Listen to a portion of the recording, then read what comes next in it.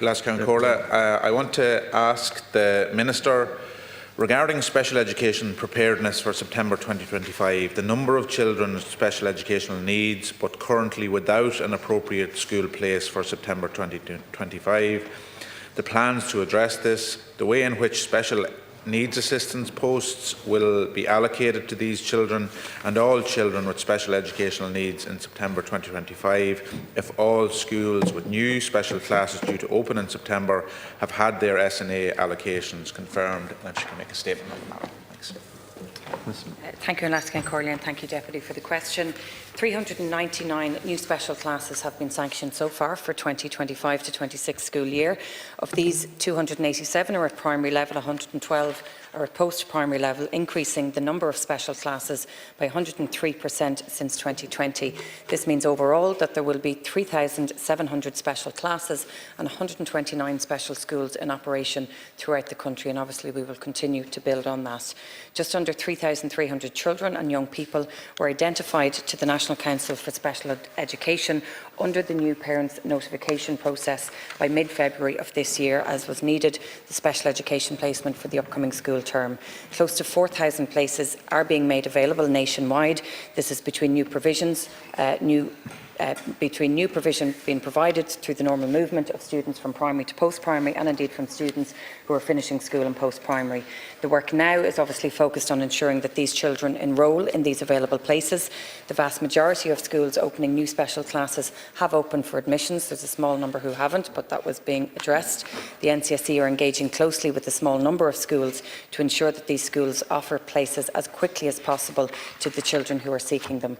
Schools have now been informed as of last week of their SNA allocations for this coming September. This includes for all of our new special classes. Special classes generally receive 2 SNAs per class, and this is with your special education teacher, and this is no different this year. Budget 25 provided for 1,600 SNAs, the largest ever allocation in a single year, meaning that there will be over 23,100 in our schools in September, again supporting our mainstream teachers as well as our special education teachers. It's the role of the NCSE to manage the allocation of SNAs across the country to ensure that all of the additional SNA provided for by this government are allocated to support these children with the highest level of need so that they can get the highest level of support. It's important that we continue to meet this need across our education system, and as you know, the Programme for Government very clearly commits to the recruitment of additional SNAs to provide greater supports to students in schools. But all SNAs have been allocated, all of the new classes have been allocated, and obviously we want to build on that for next year as well. Thanks, Minister. It's just to drill down into those headline figures then, and they are figures that have been iterated for some time. So my question was specifically in relation to the number of children with an identified recommendation that have been notified to the NCSE who don't yet have an appropriate school place for September. Do we have that figure as of today, the 12th of June? You've outlined that some schools haven't yet opened up their offerings, and that's an issue in and of itself. But for example, last year, we were notified at the start of September that 126 children didn't have a place. On Saturday, there was a protest in Dublin, and it was said that 60 children didn't have a place. In addition to that, there was an additional 4 children in Sligo that Rachel Martin from Fuss Ireland and the Equality in Education campaign said didn't have a place. My colleague Pa Daly has identified 5 children in relation to Murher National School that don't have a sanctioned class and don't have a place. Do we have that figure, Minister? And if not, why not? Thanks.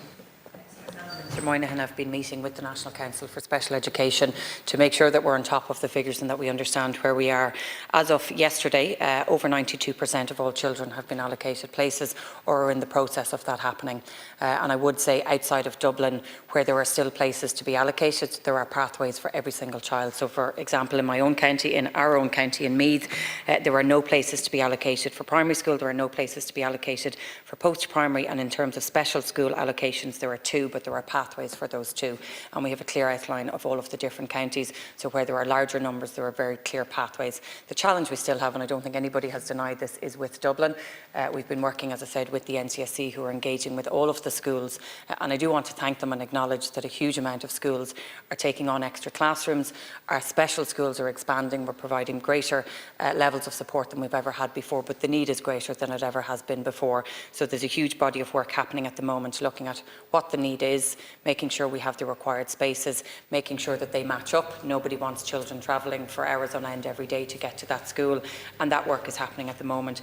And where schools have been sanctioned and haven't opened, they are being spoken to and engaged with on a regular basis to make sure that that happens. Every classroom that has been new has been sanctioned since the end of April, so there's no reason why any school should not have opened their allocation process. Minister. But we're working really closely. Appreciate it's never straightforward for some, but it's important that we have this done as early as possible, because we don't want to be here in September not knowing where children are going. And you will be before the committee, Minister, and I would appreciate, just generally, I think on behalf of those in opposition, that we have a detailed update on a regular ongoing basis between now and September in relation to the progress that has been made, because the headline figures tell one story, but actually, you know, hopefully as we accommodate more and more children, it's the detail in relation to that. I will make that point again in terms of the children in Dublin, the 4 children in Sligo, and I can send on details, the 5 children at Murher National School in Moyvane in County Kerry. I think there is a potential there to accommodate children. There's actual physical space, but not a classroom sanctioned, but there is a demand for it. Can I ask, in relation, by way of my follow-up question, the SNAs? So we have long, and I'm sure we've all got the responses in terms of over 22,000 SNAs employed, plus 1,600 sanctioned in budget 2025. Now you tell us that there are 23,100. That's, for me, it's a 500 short. It's 500 short. So you had said, in every response that we have got, I'm sure this will be reflected by others, that over 22,000 SNAs were employed in the system. You told us that there was 1,600 extra SNA posts sanctioned in budget 2025, and in your initial response you said that there were 23,100 going to be allocated for next year. For me, there's a shortfall of 500 there. Can you explain that? Well, firstly, Deputy, just in terms of the children that you mentioned, not being specific, any child that's been known to the NCSE, and that's why this new process is really important. If we don't know about a child, if we don't know their need, it's hard to identify and allocate support to them. So any child that is known to the NCSE, be it in Kerry or anywhere else, as far as I'm concerned, and the NCSE, there are places available and being provided, and that's been worked through at the moment. The biggest challenge is in Dublin, and that's where we're trying to work through. It is really important that the new system that we are now putting in place, myself and Minister Moynihan, will bring things back even further. So we've written, and the NCSE has written out to all of schools, but also highlighted to parents to ask them to notify the NCSE by the 1st of October this year if their child will require a special education place or a special education school for next year, so that we can allocate those places by the 31st of December this year. So we're bringing everything back by 4 months to make sure that this time next year we're not still in this position talking about trying to allocate children. So we're bringing everything forward. In terms of the SNA allocation and the exact figure that you've mentioned in the PQs, I need to look at, but the figure that I have is 23,100 plus that we'll have towards the end of this year, and that includes the 1,600 extra. It's a significant increase. It's 30% more than we had 5 years ago. If you add that to the SET teachers that we have, it's 44,000 extra supports in our classrooms to support the 79,000 teachers that we have. I think it's a huge increase, but of course we want to do more, and we will absolutely do more. Question 86, in the name of Deputy Kenny. Good, last Ceann Comhairle. Minister, I just would appreciate if you could outline your engagement with stakeholders, including trade unions, representing teachers, regarding the proposed reforms to the Leaving Certificate as of June 2025, given the fact that last Friday the largest teaching union, post-primary teaching union in Ireland, voted very strongly towards industrial action, given the fact that these proposed reforms will be going ahead in September. Deputy, if I could maybe just take it back, obviously, to what we're discussing here, and that is the Leaving Cert reform. And it's important to stress we're living through a period of rapid change. It's absolutely essential with that change that we equip children and young people with the skills, with the competencies that they need to succeed and thrive in a changing world. And that really is the central purpose of senior cycle redevelopment, and it very much builds on the junior cycle reform, which started to roll out back in 2014. Senior cycle redevelopment will also spread the assessment load on students by refocusing the focus on high-stakes terminal examinations. And we all know, obviously, our students are engaged in them at the moment, and continued success to all of them. The introduction of the first tranche of new and revised Leaving Cert subjects will take place in September of 25 this year, as has been previously announced. The approach taken to the redevelopment has always been about collaboration. It's about meaningful engagement with all of our stakeholders since this process commenced. And if I could, because you'd appreciate last Friday was only a few days ago, but there's been a huge amount of engagement prior to any vote taking place. From December 24 until early April, my officials met with both unions to discuss senior cycle redevelopment. About 8 meetings happened in that regard. In April, I invited the TUI and the ASTI to engage in intensive discussions, again with my department, to develop the package of supports which would assist school teachers, but importantly students, to roll out of the new senior cycle. I had 2 engagements myself separately with the unions, and then obviously attended their convention and their congress. So following the 6 meetings which were part of the package of support discussions, my department officials and the unions concluded talks with the publication of the measures that were then voted on recently, and that's what unions voted on, the package of measures, and then subsequently whether or not industrial action would take place depending on that outcome. In parallel, my officials have also engaged with representatives of school management bodies, whose voices of course helped to inform the above discussions, as well as representatives of school leaders. In addition, my officials regularly engage with the student representatives, so the ISSU, of which I've met as well a number of times, with parent representatives, including those appearing on the National Parents Council, and I've met them also myself as well. The Senior Cycle Redevelopment Partners Forum, which is chaired by former Chief Inspector Dr Harold Hislop, the representative stakeholder engagement group, which underpins the collaboration necessary. All of these groups have been met significantly in the last while, and obviously that engagement will continue as we continue. Thank you, Deputy Kenny. So I absolutely agree with you, and the Labour Party agree that reform is absolutely necessary to the Leaving Certificate curriculum. I'm saying that also as a secondary school teacher, which my own subject of business will be rolled out in September. So we're just under a week, Minister, since the vote took place. Have you spoken to the General Secretary of the ASTI since the vote last Friday? There has been an overwhelming majority, Minister, from the ASTI, 68% who do not agree with the support measures that have been proposed by your department, and 67% of the 70% turnout of voters, Minister, have also agreed that they're willing to go as far as industrial action to stop Leaving Cert reform from being implemented in September. This shows a clear sign, Minister, that those on the ground in our classrooms do not agree with Leaving Cert reform. Surely you can agree with that, that teachers who are not in this chamber, who are not policy makers, but are the ones teaching the very students at the centre of this, do not agree with Leaving Cert reform. Do you accept that? Minister. I ask you, please.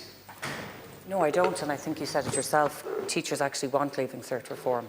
So they do actually agree with Leaving Cert reform, and I would point to the fact that 73% of TUI members voted in favour of the measures. And I would also say that the ASTI and the TUI engaged very positively with my department on these package of measures, and actually asked for much of what was in this document. So this is not a document, and the vote was not to say whether they support or otherwise Leaving Cert reform. This was whether they wanted additional supports to enact something that they've already agreed to. So both the ASTI and the TUI, as part of the public sector pay agreement, which was agreed and negotiated back in early 2024, signed up to cooperating with senior cycle redevelopment at that stage. A similar commitment is contained in the education sectoral plan, which was agreed again in September of 2024. So all of what we've discussed now, these are additional supports to protect them. To your first question, my department has written to both associations. In that, I've noted both the outcome of their ballots of both the TUI and the ASTI. I've restated that the Leaving Cert reform will go ahead, and I believe it's absolutely essential that it does. I've also restated that the package of supports that are still on the table for the ASTI, that I believe are balanced, are fair, that were brought about by that positive engagement, that they are still there, and that I want to ensure that students, but also that teachers benefit from them in essentially something that I think all of us want to see happen. Deputy Kenny. Margaret. Minister, you've referred there to the TUI. I genuinely believe now that there's a complete divide within post-primary teachers across the country on their opinion on whether or not they have the correct training and whether or not our schools are fully resourced to roll out Leaving Cert reform in just a couple of months' time, Minister. I understand that packages have been put forward to resource our schools, but we're talking about 100-year-old infrastructure, Minister, in schools. Science laboratories that are not resourced and supported, lab technicians that are not there to support our teachers across the country. I understand that teachers signed up to this, but they were under the pretence, Minister, that our schools would be fully resourced and that they would properly be trained. They have no training in AI. And I know that was put forward, but the majority of our teachers across the country have no training in AI. You are standing over a Leaving Cert reform, Minister, that is 100%, and there's no denying it, that is going to support children of more affluent families. They will have the opportunity to get more grinds, they'll have the opportunity to go to external teachers, they will have the opportunity for better ICT equipment. Children in poor socio-economic areas, Minister, will not have that opportunity. Are you willing to stand over that? I cannot believe it. Minister. Deputy, I would ask the question, are you willing to stand over the current situation? It is already the case that students that have more money can access grinds, can access better supports. What this is actually doing is making it fairer. I had a group meeting recently where we had people from across various different divides, and there was one woman in particular, and she works in Maynooth University, and she came from a very difficult background where it wasn't encouraging to go to school for her, it wasn't supported at home, and she said, do not stop this reform. For children who are most at risk of disadvantage, this takes away all of those challenges where you don't have support at exam time, where you might be better at practical things, where you might be better at getting that support in the classrooms. Do not stop these reforms. They're the people that I'm thinking of here. In terms of AI, I mean, AI is here now. It's a challenge now. We have students who are sitting their exams at the moment. To say that some students may not have used AI in developing studies, in developing things that they can learn off and reproduce in exams, let's be honest here, that can happen now. What we need to do, no, what I'm saying is we need to support teachers to embrace it and to try and make sure where there are challenges that they can deal with them. And there's more work to do there. I appreciate that. Thanks, Minister. There's information has been provided. There's more work being done. There's an AI committee that's going to be set up that they will be part of. And it's really important that we get it right. But AI is going Moving to be on here now to to question stay with 87. us. We need to Thank make you very sure that much. we benefit from it. Deputy O'Rourke. Can I ask the Minister if, in light of the deep concern in relation to, amongst other things, the resourcing of schools, training of teachers and impact of artificial intelligence on the validity and authenticity of additional assessment components and the related recent vote of rejection by the ASTI union, she will pause her accelerated plan for senior cycle redevelopment and re-engage with teachers and their representatives to ensure their concerns are addressed and the quality, integrity of the Leaving Certificate is maintained. Thank you, Deputy. As we've just discussed, senior cycle redevelopment really is about recognising and meeting the promise of education. It's about enabling students to navigate the dynamic and ever-changing world around them by helping them to develop their talents, their skills and their understandings. And I think acknowledging that every child is different, has different abilities, and by bringing in these additional assessment components, we're making sure that every child has the opportunity to show that. Senior cycle redevelopment will also reduce pressure on students, moving away from that single exam worth 100% of marks, but also building on a huge amount that has been done in terms of additional assessment. There's 28 subjects in the established Leaving Cert that already do this, and I myself benefited from it in doing art and music, and know how positive it can be where you're not just focused on that 100% exam, as I'm sure many of us have here as well.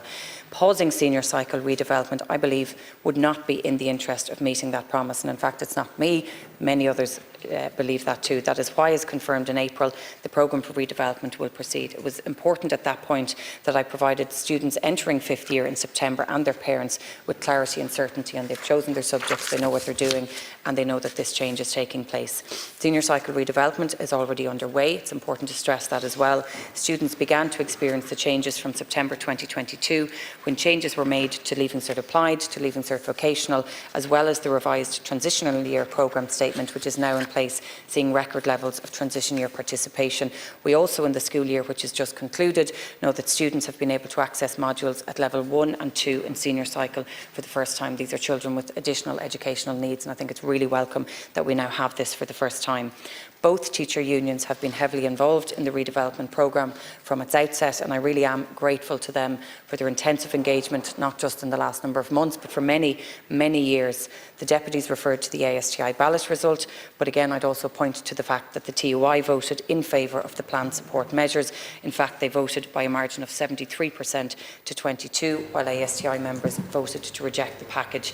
Senior cycle redevelopment has also been strongly supported by students, by Parents' Council and by the Ombudsman for Children Minister. and many others.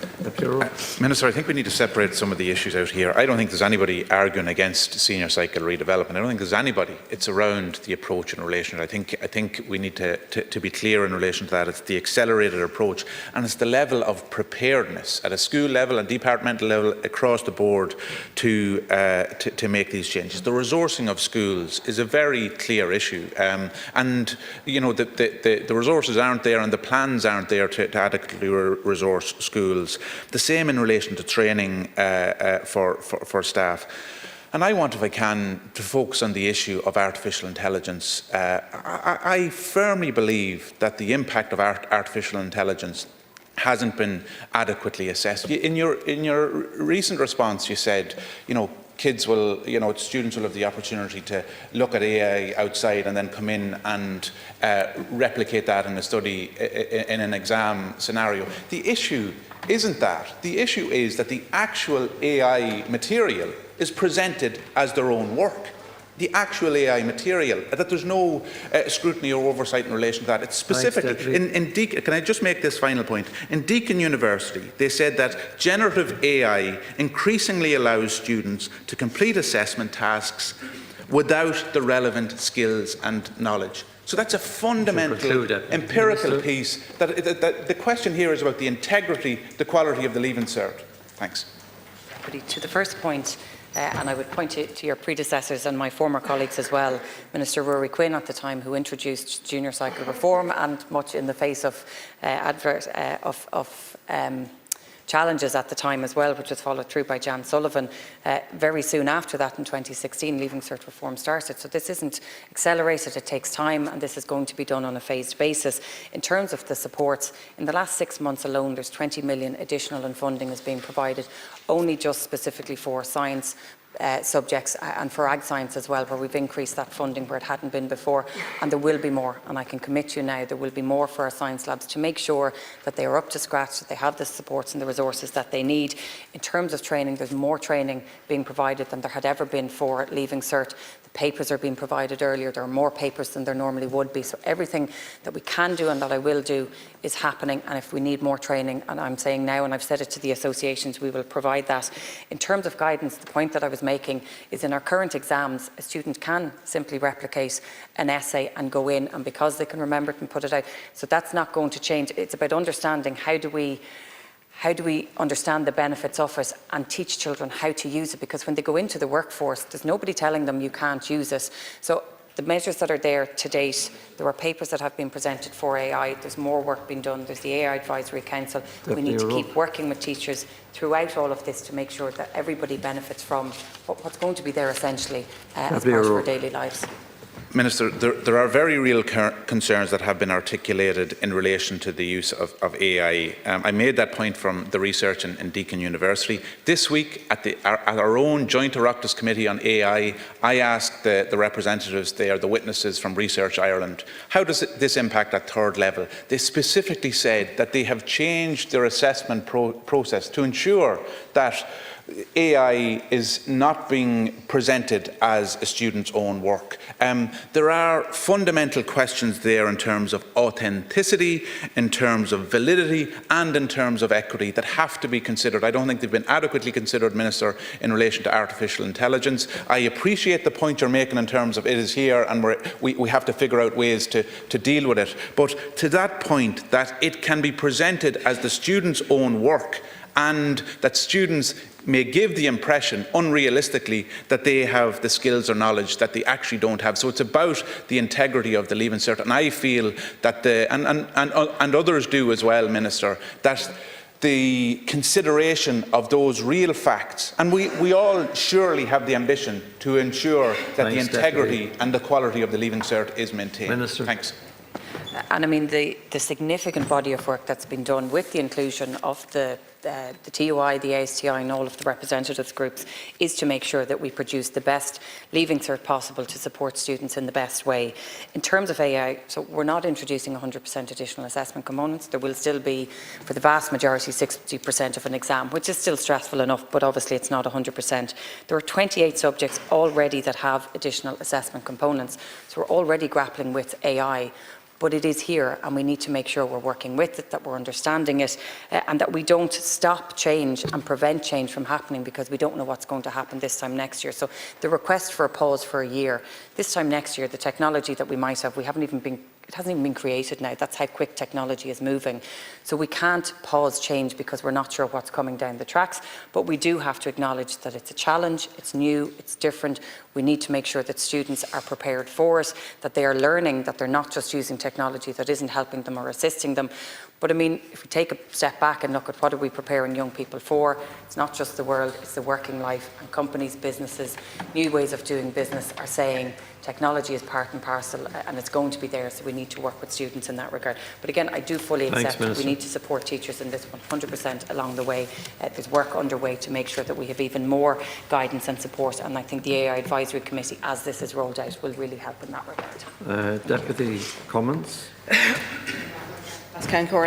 Ministers, I wanted to ask a question about mild general learning disabilities schools, so schools who cater for those young people. And I recently had the pleasure to visit Scollone in Crumlin in my own constituency and see the absolute care and love in that school for those students. And I was really taken with how well they are provided with an excellent service for their education there, but also their future. And I just wonder what's going to happen now with regards to them having to broaden out their admissions policy, please.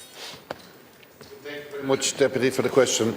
The Government is committed to the provision of additional special school places for children with more complex education needs. Over 300 new special school places are being provided for in the coming year, the 2025-2026. 5 new special schools are being established in addition to 11 new special schools opened over the last 5 years.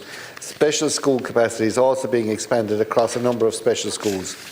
Along with providing additional special school capacity, the Department and the National Council for Special Education are also considering that it may be necessary to look at the profile of our existing special schools. It's important to state that it is not the intention to exclude children who require special school places from accessing certain special school settings, but instead to work to ensure that children with complex education needs can apply to their own local school.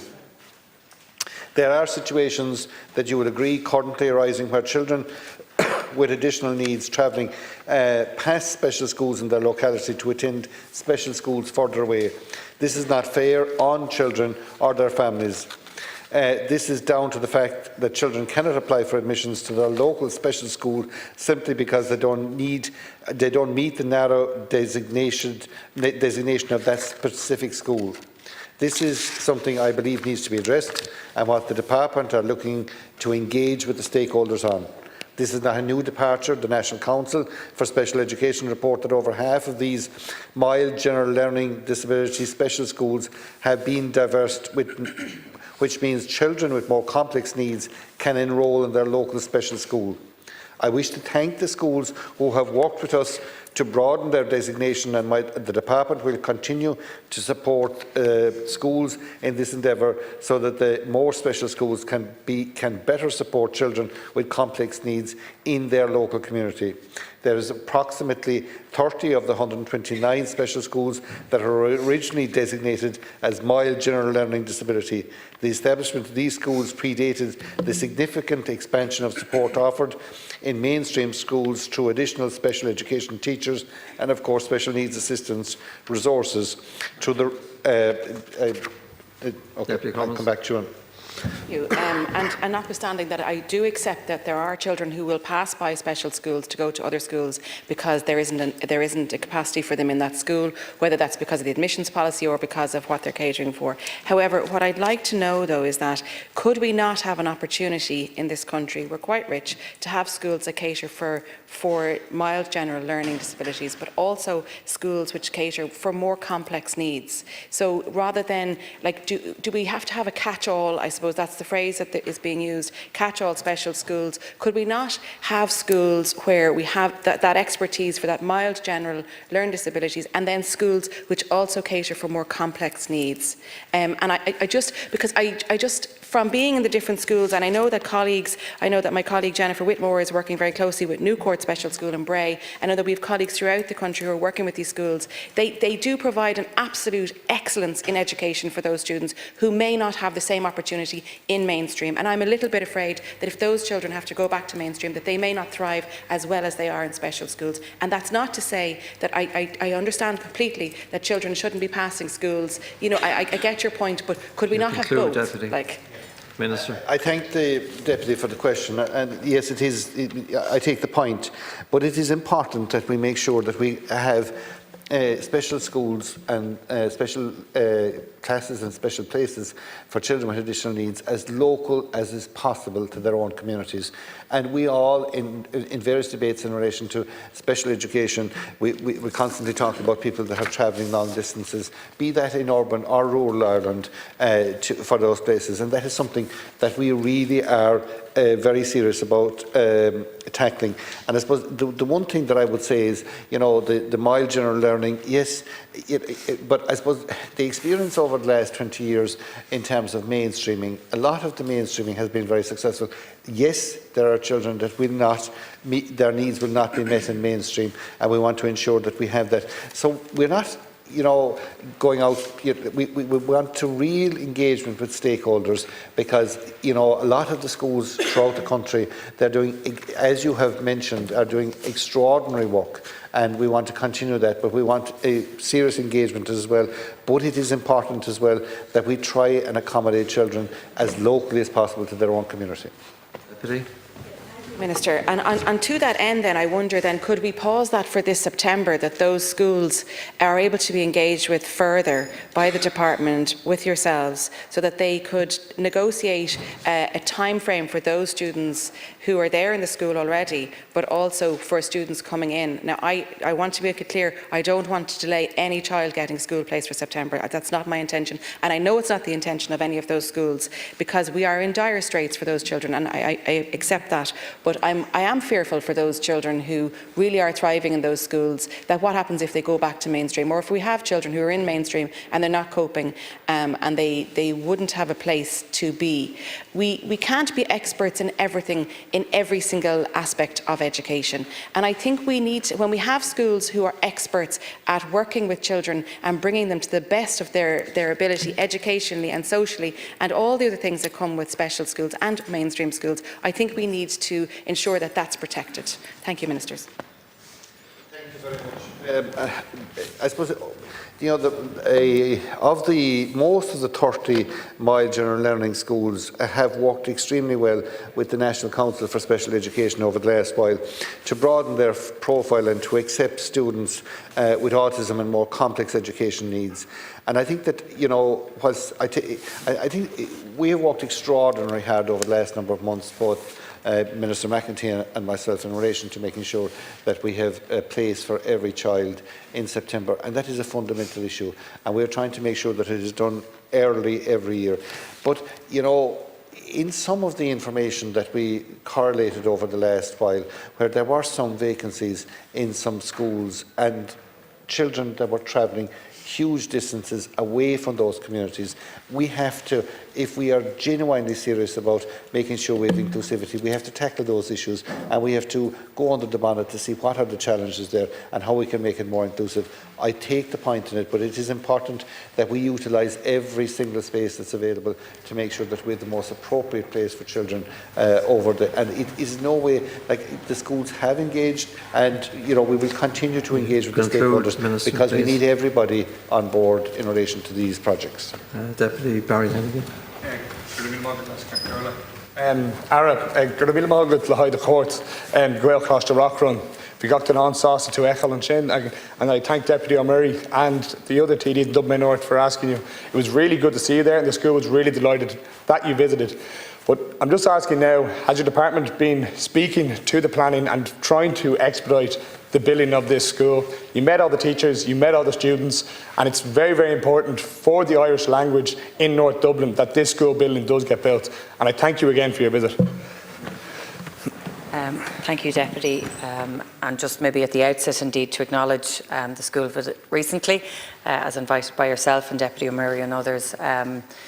It was really important for me to get out to the school. I suppose I've heard from yourselves so often the challenges that the school faces, but in particular how wonderful the school is, and to meet with them pre-vigi, Marnek Onri, agus all of the staff there, to have an opportunity to speak to them, many of whom are in my own constituency actually, the teachers who travel up and down, to see how committed they are to the school but also to the students, was really wonderful. And I got the full experience with the rain and jumping between prefabs, which I know they have to do on a daily basis. So what I want to say is I'm absolutely committed to supporting the development of this school, to making sure that the students and teachers have the environment that they need to be able to do even better and to build on the fantastic work that's already happening there. As the Deputy is aware, the programme for government includes a commitment to expand opportunities for students to attend Gael Scoilna and Gael Coláistí. The project to deliver the new 600 pupil building for the school supports this commitment, I believe. While I recently, as I said, visited the school and saw firsthand the importance of this planned building project, I know there have been certain challenges, in fact a lot of challenges along the way to get even to the point that we are now, including the requirement for a new planning application. The new grant of the planning, which was received in December of 23, with the number of conditions attached, has progressed, and it's meant now that we're in a situation where a design team is in place. So to confirm to you, my department staff is engaging intensively with the design team, with the patron throughout this entire process. My officials will be in contact with the school authority as soon as the design team completes its review. And as I said, I think to yourself, Deputy Hennigan and Deputy O'Murray, when I visited last week, the intention is very much that come September we will be able to issue the tender, that process will start, and hopefully then early next year we will be able to start putting boots on the ground and turning sods and making sure that this building starts to happen. The project will build obviously on capital expenditure of about 405 million, which was invested in Irish medium schools between 2020 and 2024, and I hope it's a strong demonstration of our commitment to Gael Scoilna and Coláistí across the country. I really welcome the fact that you did say you're committed. I thank all the TDs in Dublin North for a unified push towards this. It's very important. The school has been waiting 25 years. They can't wait 35, they can't wait 45, and the students that are there now, they don't trust the system. And I really welcome the fact that you have committed to that and the fact that it will go to tender by September. So are we saying Q1, Q2, with all the pressure that we can apply, of 2026 that construction will begin? And if so, I'd just like to thank you from the bottom of my heart, from all of the parents, from all of the students, and from all of the people in North Dublin who are trying to go to education through the medium of Irish. Tá sé harba tábhachtach go bhfuil an deis ann do na daoine sin, agus go bhfuil siad an seanga dúchsach, agus gachrod a ausú in Bailiach le Hui. Tá gach duine an bródúil as an Gaeilge in Bailiach le Hui, ach ní raibh an fergan of buan ann, agus bhí sé drug face up. In terms of the timeline, I can say to you obviously the timeline that we have set out, and as of yesterday there's nothing to suggest that there are any issues with the work underway between the design team and the school and my department, which means I do believe that come September we'll be able to issue the tender. I know from speaking to some of the teachers actually when I was there a few weeks ago that is the biggest concern. They've gotten to certain points and it's gone backwards, and they've gotten to certain points and it's gone backwards. We need to make sure that once we get to the tender stage come September, that nothing stops it progressing, that once that's awarded, that works can start as quickly as possible. Now, I suppose from other projects that I know recently that have progressed, the tender process will take a couple of months, and once a builder is allocated and appointed, it often takes a bit of time just to get everything in play and up and running, but I would expect at the latest, all things going according to plan, by the end of Q1, if not early Q2, that works should be able to start. And as I said, as of yesterday, there is nothing to suggest that there's anything preventing that from happening. I guess Tom Harris also saying, it's very important that the children see and know that the education to the medium of Irish is being taken serious by this government. We know we saw a decrease in the last government of children learning through the medium of Irish, and it's something that we as the Irish government need to really turn around. In this programme for government there are clear commitments to education to the medium of Irish, and I like that you did outline them there. This is one of the most important things for me in my own constituency, but I would like to see this wider spread. I'm not going to be so Dublin-centric. It's something that the Department of Education can do, and with more commitments and with more construction of permanent buildings for Grail Scoilna in Dublin 2648 as well. They're looking for another Grail School.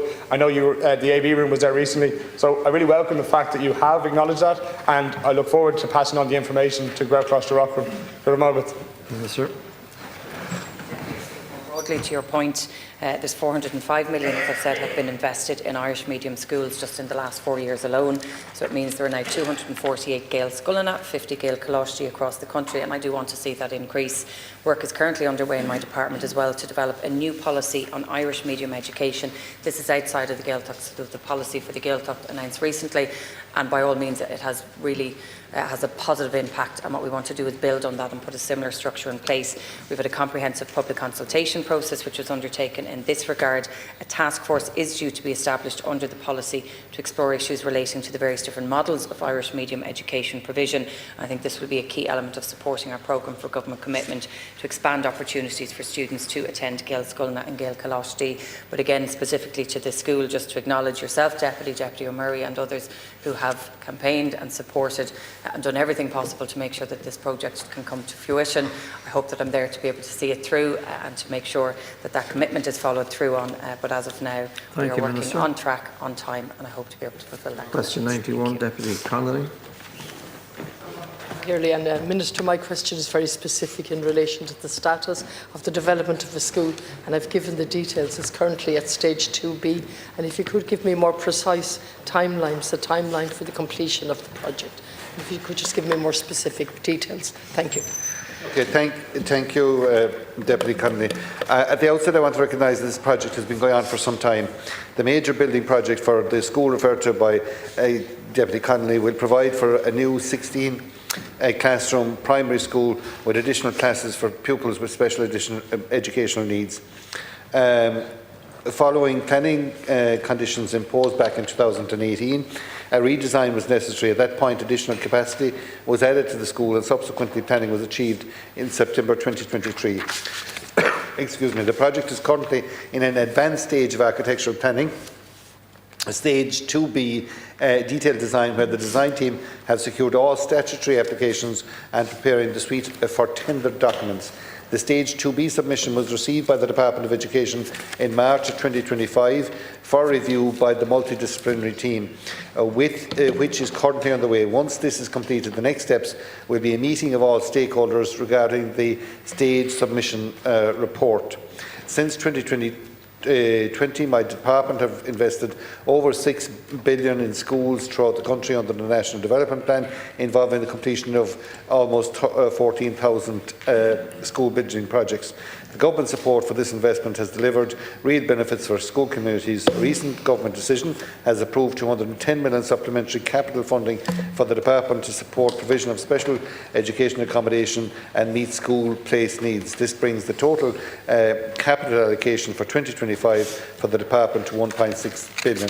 As part of the National Development Plan review process, The department is currently engaging with the Department of Public Expenditure and in relation to, with respect to the National Development Plan allocations for 2026-2030. It is expected there will be clarity on these allocations over the course of the summer period, allowing for the department to put its capital investment programme for 2026 to 2030 period in line with prioritised needs, reflecting as appropriate wider government priorities. Mr. Connolly. Thank you, Minister. And you clearly acknowledge and honestly acknowledge that this has gone on for some time. And even if you take 2018, where it was redesigned, that we're into our 8th year now in relation to this school, which is in dire need of a new school. So I know it's at stage 2B, and now you've confirmed that it was given to the department in March of this year. Maybe you could tell me how long that process is going to take, when it will come out of that process where it's been reviewed, and how it gets into the next stage. If you give me a timeline, because given the background and given the extraordinary amount of time it has taken, I think the school needs hope at this point. I mean, they've been very patient, but they need a timeline in terms of when precisely it will be completed. Yeah, thanks, Deputy. Yes, it is with the department since March. These reviews take some time. I don't have the specific time for you this morning, but I would endeavour to get that information to you as a matter of priority. And we will follow up, both Minister McEntee and I will follow up to ensure that it is done in I suppose, as speedy a time as possible. But I will endeavour, Deputy Connolly, to come back to you with that time and report to you as how the process is going through the department. Connolly. We see that hands-on approach and that you're going to come back, but you can imagine the frustration over such a length of time. And so it takes, I know these projects, you said that this takes some time to review. What time roughly? Are we talking 6 months, 3 months, 9 months? How many are in that? You know, what's the difficulty? What's the delay? And maybe if you can't come now, if you can do your best now, but come back to me in writing in relation to it, that would be very helpful to the school. Minister. Yeah, we will come back to you in writing in relation to it. Like, I suppose the documentation that had been submitted in March, as I understand it, is quite a detailed document, and there is a lot of work to go through to make sure that it is properly gone through. And what we will do is, I'll give you commitment that we will work to try and make sure it goes through the department in as speedy a time as possible, and we will come back to you in writing in relation to it. Thank you, Minister. Question 93, Deputy Dolan.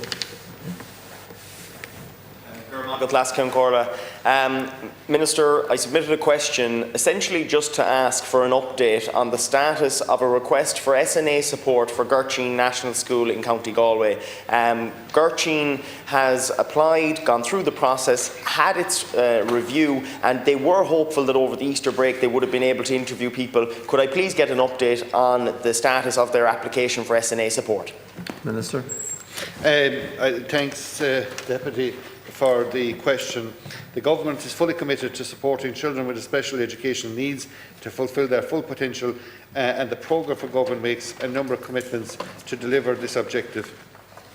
The National Council for Special Education has responsibility for coordinating and advising on education provision for children with special education needs, including the allocation of the special needs assistance. I can advise the Deputy that the National Council contacted all schools last week on the 6th of June to advise them of any changes to the special needs assistance allocations for the coming school year 2025-2026. In relation to Gurteen National School, I am pleased to confirm to the Deputy that the National Council for Special Education has advised me that they have been allocated one additional SNA to the school for the next school year 2025-2026. I am very much aware of the central role that the special needs assistants play in the successful inclusion of students with additional needs and significant care needs within the schools. And I think one thing that we can look back over the last 20 years of the special needs assistants and the work that they do, we should be always complimenting them, because they really have made our education system more inclusive. They help to ensure that these students can access an education, enable them to achieve their best outcomes and reach their full potential. The number of SNAs available for allocation has continued to increase annually, resulting in a significant increase in the number of SNAs posts employed by the school. Budget 2025 provides for 1,600 SNAs, the largest number ever allocated, which brings to over 23,000 the number in our schools. The National Council manages this allocation to schools, and it is the responsibility of the National Council for Special Education to ensure that these resources are allocated to the children with the greatest level of need. Donald. Gurmagat Ara, and look, that is fantastic news for Gertrude, and I think I just want to thank you and the Minister for your commitment to special education. It is so vital, and the needs need to be met, and that's the most important thing, that every child has a fair chance in school and gets the support that they need to thrive. One thing I think that would be vital, and I have no further questions, but I just want to say this, is I attended the INTO briefing yesterday, and I do think that their proposal for Senkos in the schools is a really worthwhile proposal to consider. I have no further question, but I do appreciate the update on Gertrude. Thank you. Minister. Yeah, I take the point, and I did meet with the INTO as well yesterday in relation to their pre-budget submissions, and they outlined the challenges in relation to Senkos as well. I suppose the provision of special education has developed extraordinarily right throughout the country over the last number of years, and we do have to pay tribute to the school leadership, the school communities, be they teachers, SNAs, or indeed the other people that the support people that are within to make that possible. And as we go into the future, we do have to look at how we are going to make it more inclusive and what better way we can structure the system that it is better. But I take the point that you have, and it certainly will be something that we will be looking at over the while. Conclude. Deputy Markle. I'd like to ask the Minister what work has been done to ensure appropriate primary and secondary school placements for all children. We know the particular issue that has existed in relation to those with special needs, and to ensure that that everything is in place that needs to be in place for the academic year 25-26. We know the constant problems that there have been and the parents that have been put through the mincer, for the want of a better term, and we need to ensure that we are looking after all our citizens properly. Deputy Crowe. Sorry, Minister. Oh yeah. Minister, it's to do with placement. There's also displacement. I'm talking in terms of Ukrainian children and the challenges that faces the school system regarding losing a teacher because the children have been moved out of school. It happened in a constituency in mine, in actually 2 schools. It's outside the control of the school itself. And I'm just wondering, is there, we're told that there's going to be extra resources, extra supports in relation to these particular children, but here's a school in my constituency that's lost a teacher because of outside factors that doesn't really covered under the circular, in relation to the school placement and so on. I wrote to the Minister directly. You should have put a question down, but and I'll learn that in the future. But is there any sort of flexibility from your department relations, things like that? It's placement, but it's also displacement. Okay. I'll take the 2. I suppose just in relation to the special classes and provision, the huge issue in relation to provision. The government are totally committed to the provision of special classes and special needs places to allow children to grow to their full potential. Almost 400 special classes have been sanctioned throughout the school for this year, 287 at primary and 112 at post-primary. In April of this year, the department wrote to all schools opening special classes, requesting them to begin the admissions process without delay. The NCC are engaging closely with schools and patron bodies to ensure that schools offer places to children seeking them as quickly as possible. The vast majority of schools opening new special classes have opened for admission. The National Council for Special Education engaged with a number of schools in Dublin to ensure that the admission process are initiated as quickly as possible. Where those schools do not move to commence the admissions process, the NCSA will use the statutory powers under the Section 67 of the Education Act of 1998 to direct schools to enrol children. And the department recently wrote to all schools outlining their need for all schools to review their admissions policy to ensure their policies are in keeping with the best practice and facilitating those children who most need access to special class placement. Schools should also ensure that they are working closely with the NCAC to support the children known to the NCAC by mid-February of 2025. I suppose just in the few seconds in relation to me, Deputy Crow, that issue, like, there is an appeal mechanism that is available to schools in relation to appealing a decision that was made, in relation to school, the number of teachers in the school. I'm not sure whether that process has been followed in that. But the other thing that I would say is that maybe if you can forward the details, I don't have a document in relation to that specific school with me, but I would be quite happy to follow it up. Deputy Morkel.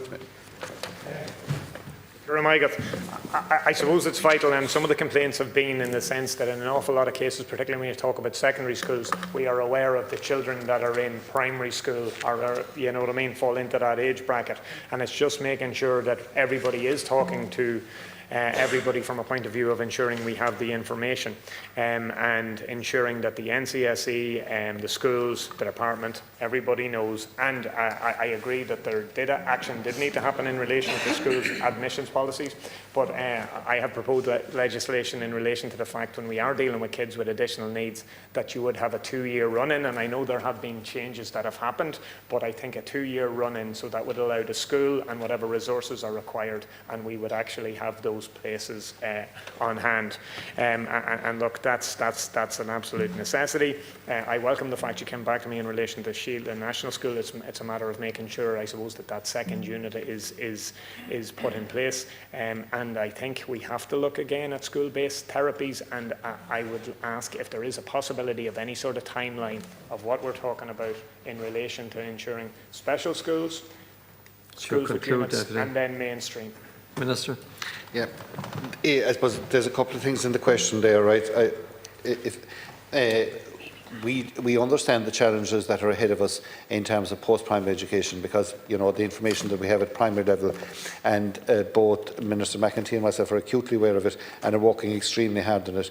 One of the things that we agreed very, very early on was to bring back the date from the 1st of February, which was 2025, to the 1st of October, to give better planning. And I do take your point, because I suppose we had some challenges in relation to primary school, because the NCSE or the department hadn't been notified of children with additional needs. So we are going to plan that better.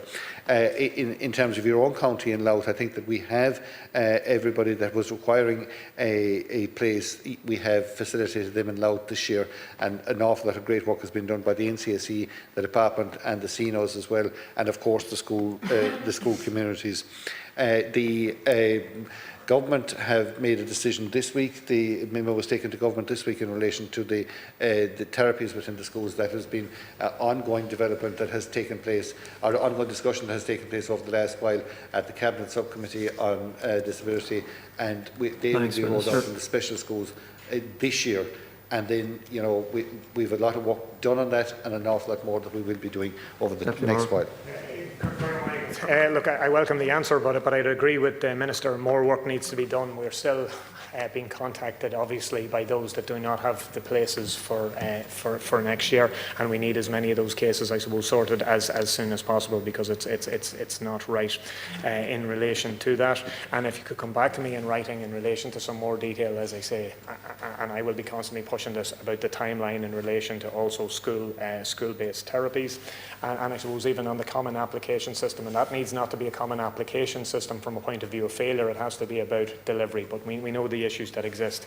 Now, Minister, I don't know if it's yourself or our Minister McEntee would need to deal with that, but it's very hard to not deal with the issue. Deputy Dolan spoke about the INTO and the necessity for SENCOs. I agree with him on that, but I would also agree when the INTO spoke about the fact that capitation funding is not cutting the mustard. We've seen what the CPSMA have said today. You could talk to Scolinga, St Joseph CBS, Tullyallen, Scolnave Fine, all in Louth, and I know Joanna Byrne has dealt with some of them issues previously, but we're talking about schools that are almost running into the ground because they don't have the funding, and this is not funding for the extras. This is to keep the show on the road. So this is something that needs to be addressed. Minister. Yeah, in relation to the therapists within the schools, so that is being rolled out from September into the special schools, and like the plan is the special schools on the first instances and then on to the special classes. They will be great enablers, in our opinion.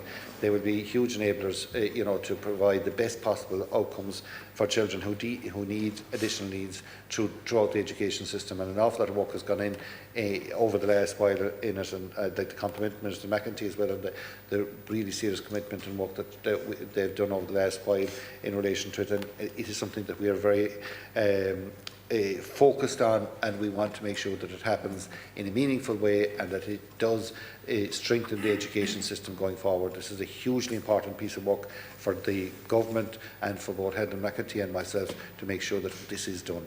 In relation to the issues that were raised by the INTO yesterday, yes, and I did hear the commentary on the radios this morning as well. We are listening very carefully in relation to all of the issues that are at the school level, and both Minister McEntee and myself we have been visiting schools around the country. We are getting information at every level in relation to it, and we will be working to ensure that we do the right thing by schools and school communities. Minister, I am asking for an update on the application from St Kevin's Community College in Condorcan to replace their 50-year-old prefabs. These prefabs are old, they're not fit for purpose, they are not a good learning environment for pupils, and they're not a good working environment for teachers. I have health and safety concerns that I've reported to the appropriate authorities. So basically, I just want to ask, when will these 50-year-old prefabs be replaced? Minister. Deputy, so I'm aware that my department is in receipt of the application for capital funding. This is under the additional school accommodation scheme from the school in question. The school applied in late 2024 for the additional school accommodation for, as you've said, prefabs to be replaced, and this is currently being assessed under the ASA, so the additional accommodation scheme. This application seeks the replacement of accommodation that is, as you said, 50 years old. So appreciate this is an absolute priority for the school. Since 2020, my department has invested over $6 billion in our schools through the country under the National Development Plan. This involves the completion of over 1,375 school building projects. We are supporting investment, including by way of the supplementary capital funding, and it's delivering real benefits, I believe, for our school communities. A recent government decision to approve £210 million in additional funding for my department brings our allocation for this year to €1.6 billion. As part of the NDP review process, all departments, of course, including my own, are currently engaging with the Department of Public Expenditure, NDP delivery and reform with respect to the allocations for the period of 26 to 2030. And of course, like every department, I want to build on the capital funding that we have and try to increase that further. It's expected that there will be clarity on these allocations over the course of the summer period, and this will allow my department to plan our capital investment programme for next year right up to 2030 in line with prioritised needs and of course reflecting as appropriate wider government priorities. Maximising existing capacity in schools to meet needs is very important. The progression of prioritised individual projects to meet the most urgent needs in 26 to 23 that cannot be met through the existing capacity. So while it's a huge amount, there's a huge amount of projects already underway. This is going to be considered on a rolling basis from autumn onwards after the NDP allocations are finalised. So essentially in relation to this project, we have to look and see what the overall allocation is for next year. How do we then fit all of the projects into it, including the school in question, and the school will be considered in that context. So I'm afraid I don't have a timeline for you, but what I'm saying is it has been assessed. It came in at the end of the year. We're looking at it in the same way as other projects of this context and this kind. Thanks, Minister. And just to put on the record, I'm a former pupil of St Kevin's Community College myself, and I've been working with the school for a long time to get these prefabs replaced. So it's not just since 2024. In the last month, I've been and the school have been receiving some contrasting information from the department. So in April, I received, when the school have appointed the design team, the site presents technical challenges and the department's wait a decision from the school authority regarding on how to proceed. The school were never asked to appoint a design team. So I don't know what that communication coming back was. In May, you got back in touch with me again, said they confirmed the school's application is being considered by your officials, and they've been in contact with the school authority in relation to the application. And yes, they you got back with the response that you gave me now in relation to the additional school accommodation scheme for St. Kevin. So I'm just wondering, the assessment has been completed, so I'm just wondering what the outcome of that assessment was. I know you said it's difficult to give a timeline, but 50 years is a long time to have prefabs in situ. So I'm really pressing to see if we can get some sort of timeline to get these prefabs replaced. Minister. Thank you, Deputy.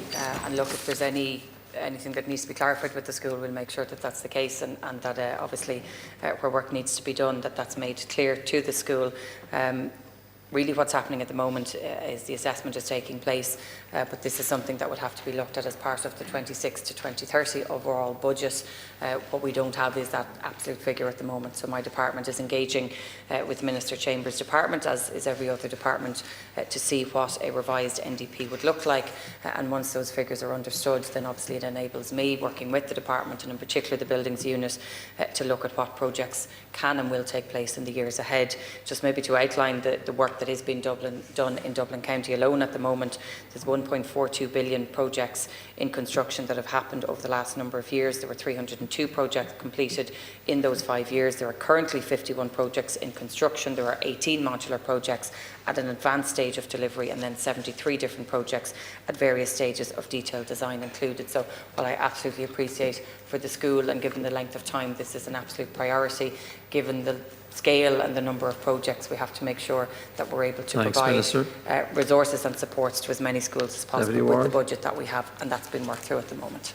Thank you, Minister. And as I first attended St. Kevin's 37 years ago, and these prefabs were in situ when I went to the school. It's a school in a really disadvantaged area, and it often punches above its weight. In fact, the Taoiseach visited the school there last year to see the award-winning Daesh Connects programme. I was just wondering whether he knew that out the back there was kids in 50-year-old prefabs. I said, I used these prefabs when I went to school.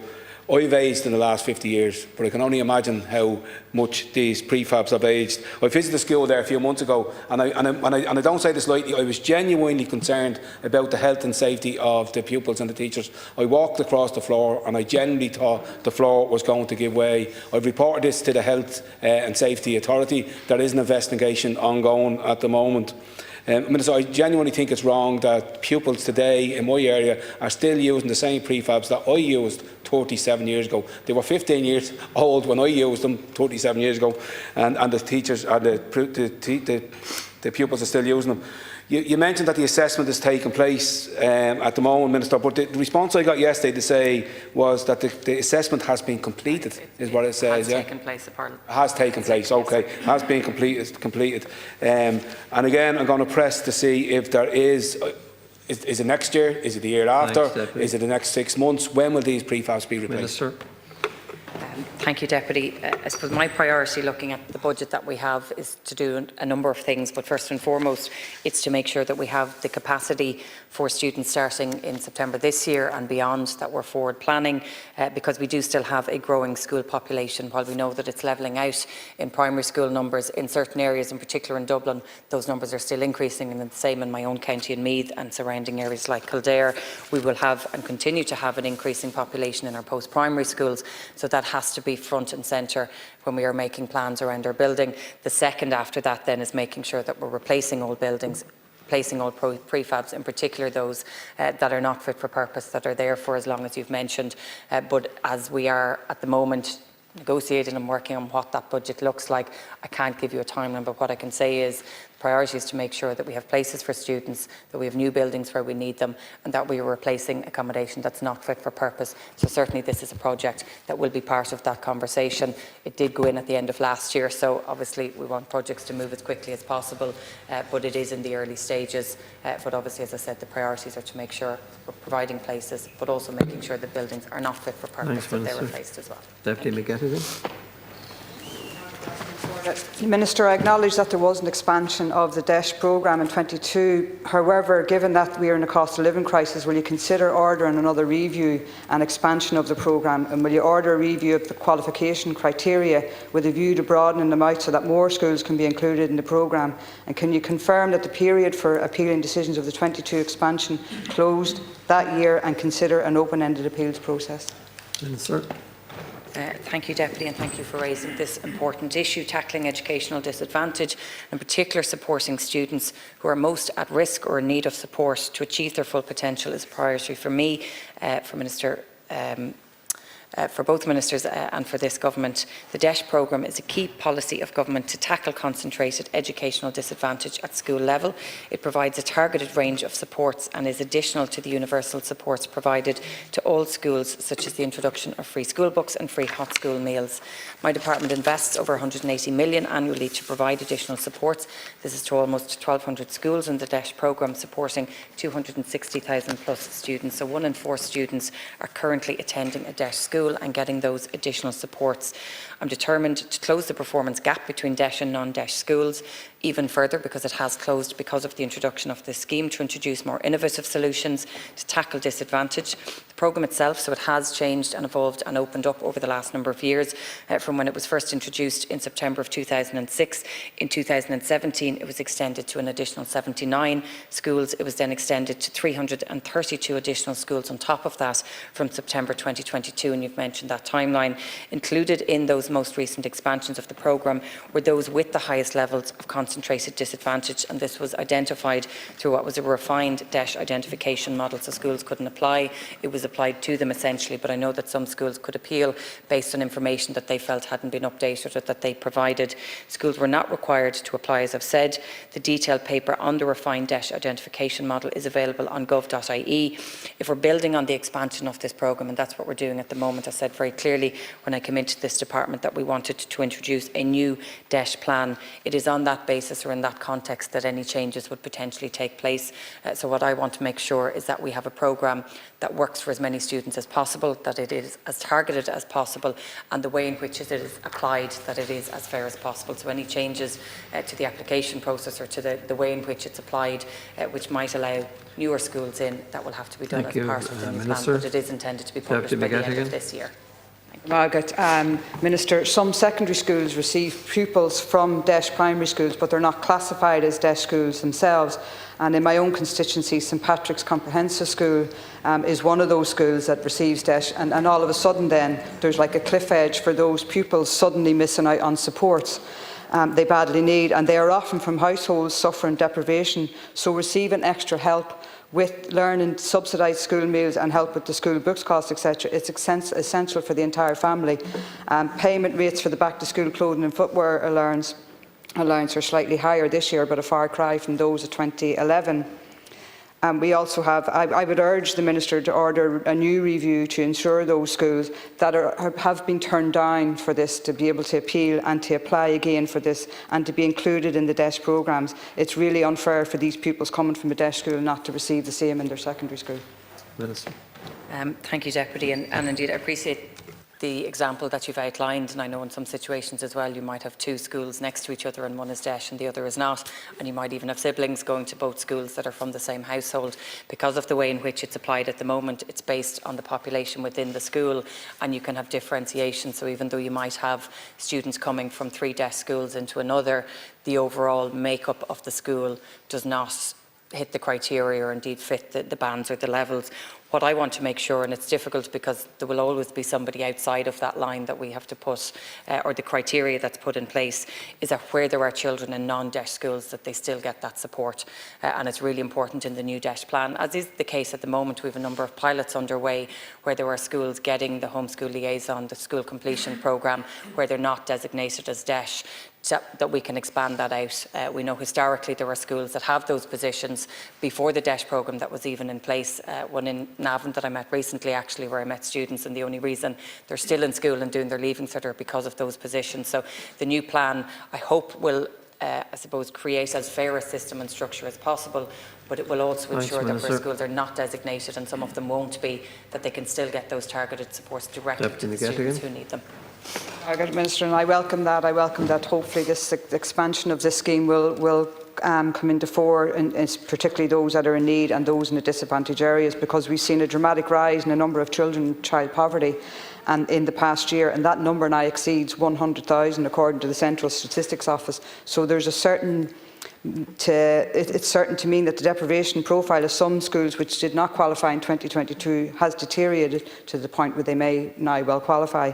And the Roadmap for Social Inclusion 2020 to 25 pledged to reduce consistent poverty to 2%, but it was 3.6% in 23 and has actually increased to 5% in the latest figures.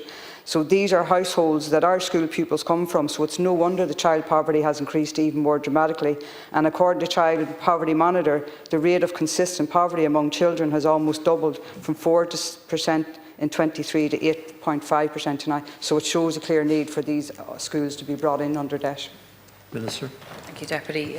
Maybe more broadly, I suppose, to highlight that the Child Poverty Unit was established by my former colleague, by the former Taoiseach, Leo Varadkar, in the Taoiseach's department, and that is still there, and we are still working together to look at ways in which we can support those who are most vulnerable.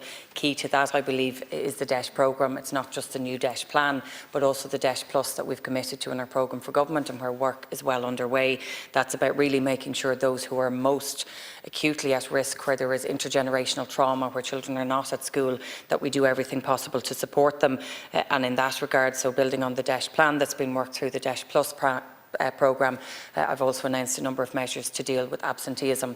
If our children are not in school, we can't give them the support and give them every opportunity that they need, and it's really important that we build on the positive work that's been done. So I think overall it is about getting the supports to the children who need them. Yes, we will continue to have schools designated, but we will also continue to have children in schools who are not part of that DESH programme, and we need to make sure that they're getting the resources, and I'm absolutely committed, I think, to working with everybody here to make sure that that happens.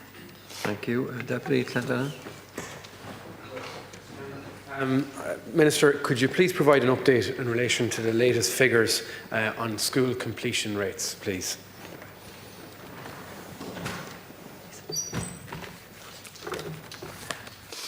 Thank you, Deputy. The most recent figures available regarding school completion rates report on students who began their post-primary education back in 2017. 90% of students who entered first year in 2017 leaving cert examinations in 2023 or 22. 97.8% sat the junior cert, now the junior cycle examinations in 2020.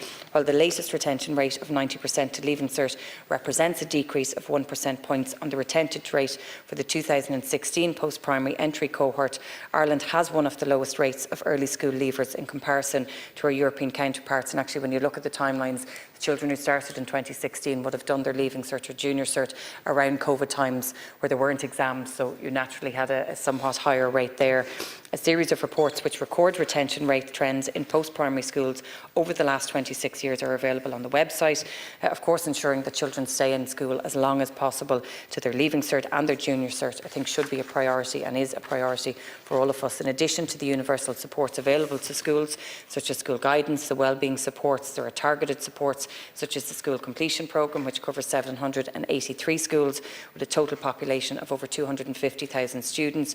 You have the Traveller and Roma education strategy, and unfortunately, when speaking to members of the Traveller and Roma community recently, their focus is actually on junior cycle, not just senior cycle, and those numbers are very challenging at the moment, and we need to do everything that we can to support, in particular, those students who are most at risk for staying at school, but also achieving as best they can. They are key to the part of our response to supporting those children.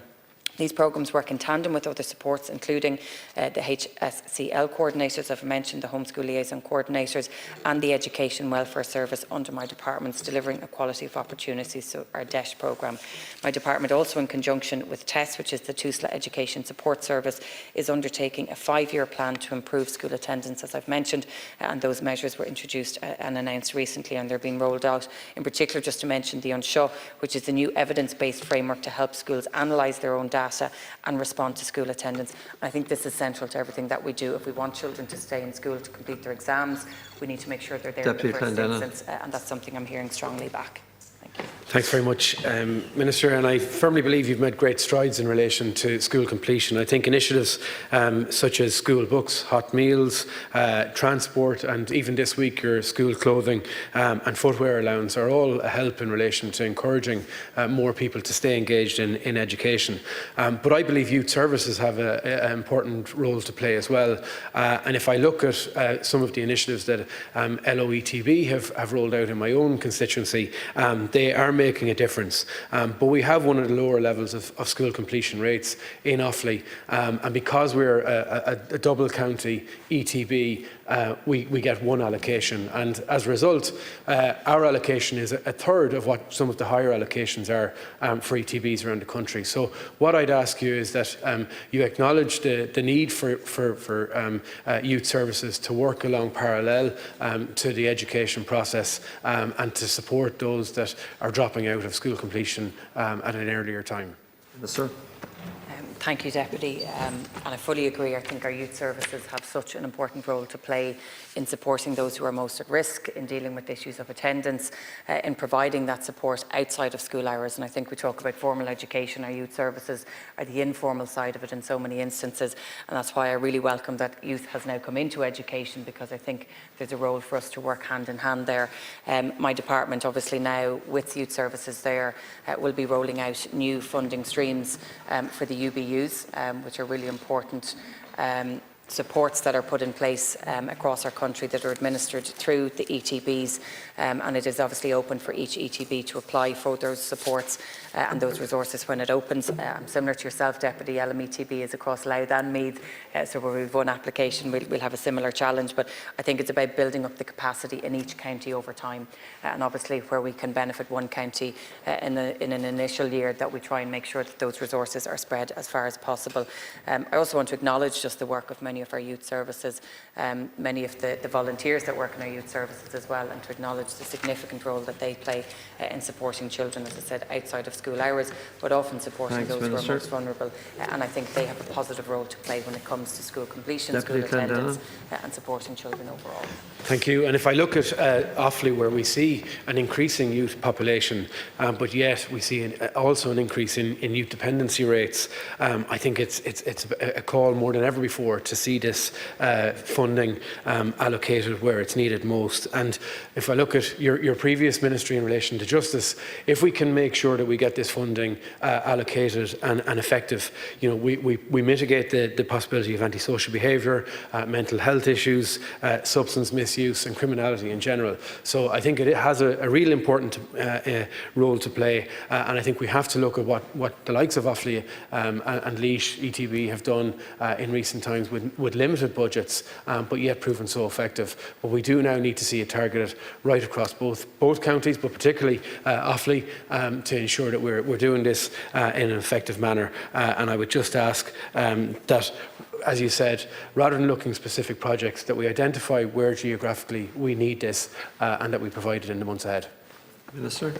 Thank you, Deputy. To your point, I suppose what has happened in the past, and a lot of instances with funding being provided, is that we focused on specific projects because there have been specific needs in areas, whether it's in relation to drug abuse, whether it's in relation to crime, whether it's mental health issues or various different challenges that young people have identified.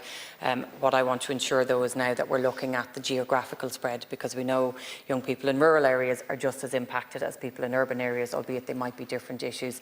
So the new programme and the new funding that will be announced will have a particular focus on geography, making sure we have that spread, making sure we're looking at counties and areas where they maybe haven't benefited to the tune or in the same way as some of the urban areas have in the past.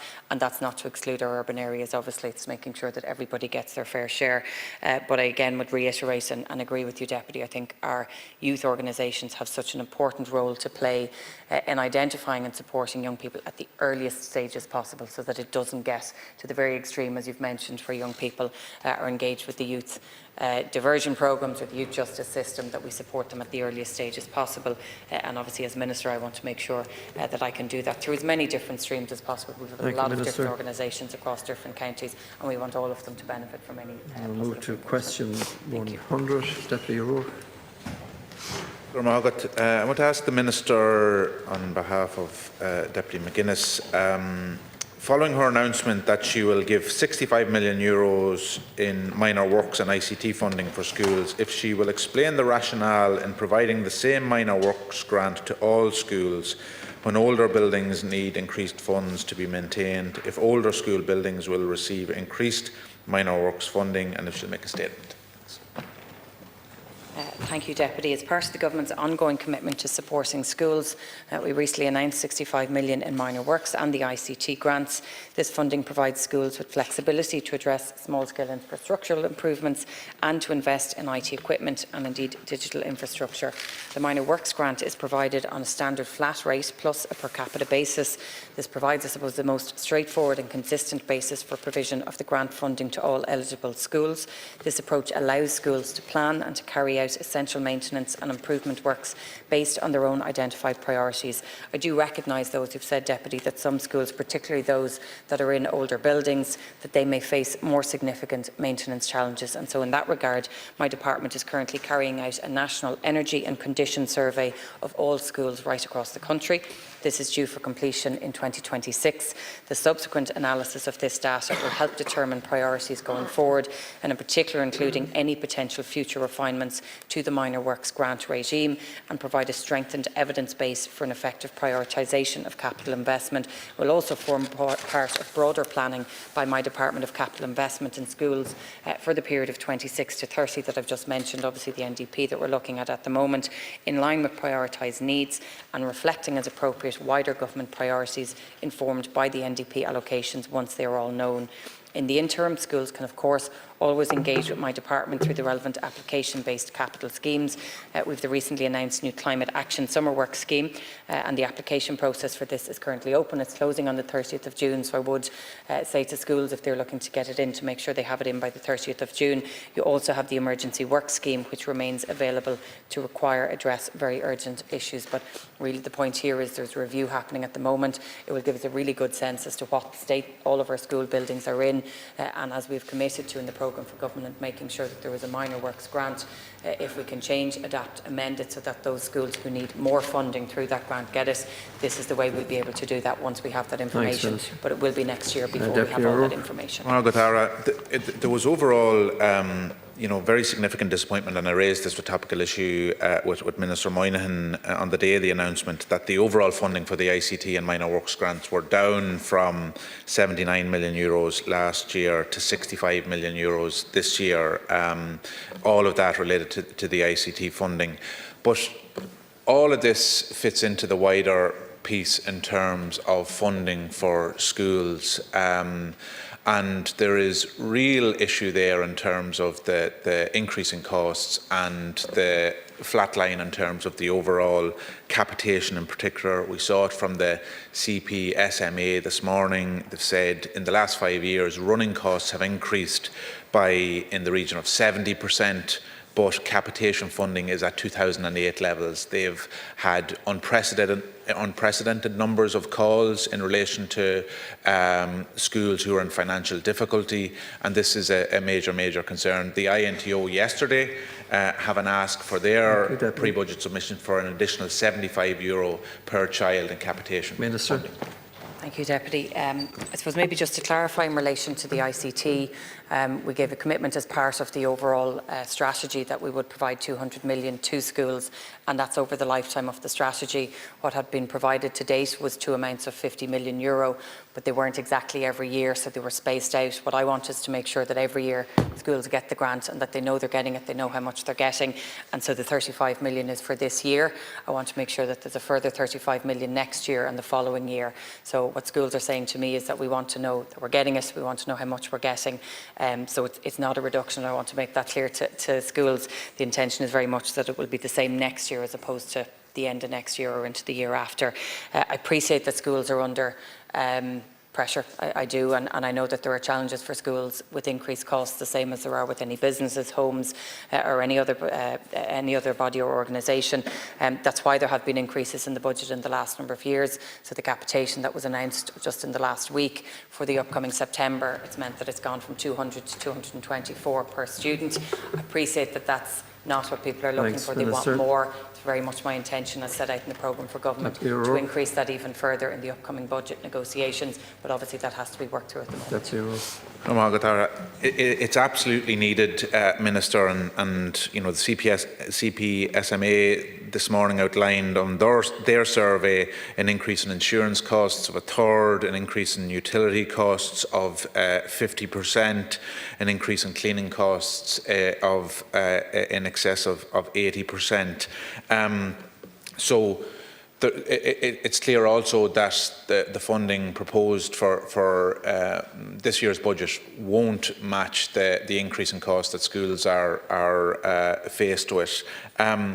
There is an ask there for a comprehensive assessment, Minister, and I welcome the piece in terms of energy costs, but the same, I think, is needed for the overall running costs of schools. I think there's a need and there's an ask there from the CPSMA and others, I'm sure, for an assessment of the real-life running costs of schools, because it's firmly their argument that the support's been provided by government don't match those costs, and the real impact there are on those school communities that can't go to their parents, that can't go to the pockets of their parents, and there's I feel a real impact on the educational disadvantage for those disadvantaged communities. Thank you, Deputy. I suppose it is to stress that the Department is there and available to engage with schools, and while we've seen an increase in the number of people coming to the FSSU unit, it's not to the level of maybe what we're hearing more broadly. So I would encourage schools, if they are in difficulty, if they have a challenging time ahead in terms of their finances, to please engage with the department. Obviously the DESH grants and the DESH status means that students and schools do get an increased rate for various different things and increased supports, but I appreciate that that's not often enough as well. So the commitment in the programme for government is very clear. We will continue to increase capitation, as I've mentioned. For this month alone now, the level for primary school will increase to 224, but it will also increase for post-primary students to 386. That's an increase in primary alone of 30 million in the last year. So my intention is to make sure that in the years ahead we continue to increase that capitation. I also think we need to find ways in which we can save money for schools. So the 28 schools that were announced this week, where there will be over 80 million spent on retrofitting, it obviously is going to help reduce their overall energy costs, and that's why it's really important. The summer work scheme is now focusing solely on environment, climate, because that actually helps bring down the bills. But I think other ways, looking at insurance, looking at different costs, we need to support schools, and that's something that I'm looking at the moment. Deputy O'Rourke, the next question is 110. Yeah. If you want to take that. I'd like to ask the Minister the number of additional homeschool liaison officers and educational welfare officers her department will provide to schools across the state for the 2025-2026 academic year, the number of unfilled posts currently, the funding and recruitment processes she intends to provide to fill new and existing vacancies, and if she'll make a statement. Policy of the Department to tackle concentrated educational disadvantage at school level. The TESS, or TUSLA Education Support Service, is under the remit of my department. It has three strands. You have the Statutory Educational Welfare Service, the Homeschool Community Liaison Scheme and the School Completion Programme, all of which work extremely well and I think support a huge amount of students on a yearly basis. The scheme is an important support under DESH. It promotes partnership in particular between parents, teachers, community, family support services overall. The DESH Urban Band Primary and the DESH Post-Primary schools are included in this also. It's delivered by 528 full-time homeschool liaison coordinators. They're teachers in their schools and they're assigned to these duties either in individual schools or in clusters of schools. There are currently no vacant posts in regard to those 528 positions. The primary role of the EWS, the Education Welfare Support, is to ensure that every child either attends school regularly or otherwise receives a certain minimum education. Education welfare officers are based throughout the country. They work with children, young people and their families who are experiencing difficulty with school attendance. The main priority of the work is around the educational welfare of children and to ensure that concerns around attendance are addressed before attendance becomes a crisis. Currently there are 153 EWOs operating right across the 6 TUSLA regions, including 3 EWOs who provide service to the most vulnerable children, such as children in care. There are 5 temporary EWO posts allocated to trial innovative approaches to supporting attendance, and I've met these. These are people who literally go out and stand outside children's bedroom doors to make sure that they're supporting that they can come into school and really doing really excellent work. A national EWO recruitment campaign took place in February of this year, from which all vacant EWO posts are currently being filled. So at the moment All of the posts are filled or currently being filled. The funding is there, so we need to make sure they're in place where they're not as soon as possible. Any increases to the overall capacity will be considered in the context of the budgetary process in my department. But if I could just finish on this and say, and we've spoken a lot about the DESH programme and a new DESH plan, this is about making sure that what we have that works well, that we keep it. I cannot commend enough the work of the homeschool liaison coordinators, the teams, the education welfare officers. What we need is more of them, and it's very much my intention in that regard. And just, I suppose, to conclude on that point, in the interest of time, I agree entirely, Minister. That's where the focus needs to be. You know, we talk about school completion, we talk about absenteeism.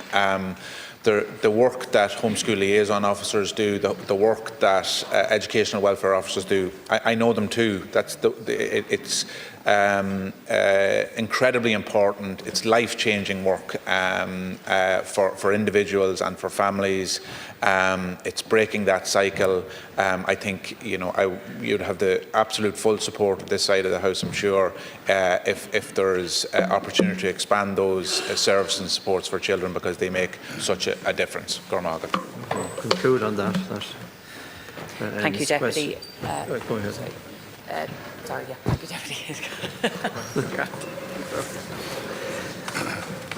That concludes